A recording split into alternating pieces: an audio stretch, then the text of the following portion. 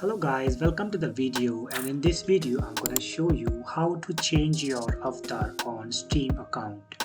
So for that you just need to go to your profile section. So here you can click on profile section, and also you can go this way to click on my account section. Just click here and click on my view profile and wait till it load.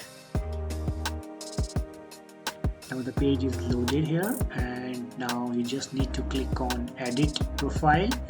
Just click here, and now the page is showing multiple options to you, that general, avatar, profile background, mini, profile and theme.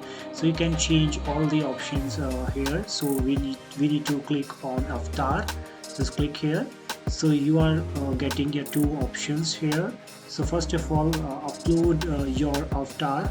So you can if you have any avatar, so you can just click here and upload from your drive. And also if you don't have any, so it won't be mine, so you can just click on see all. So here the multiple avatar already showing here, so you just click on anyone that you want to like. You just like, so just click here and it will be showing you how it look like, and just scroll down, and that you have an option that save here, and it will be saved. So this is a very simple process that you can change your avatar on Steam account. So that's for the video, and if you found this video very helpful, please don't forget to subscribe the channel and hit the bell icon.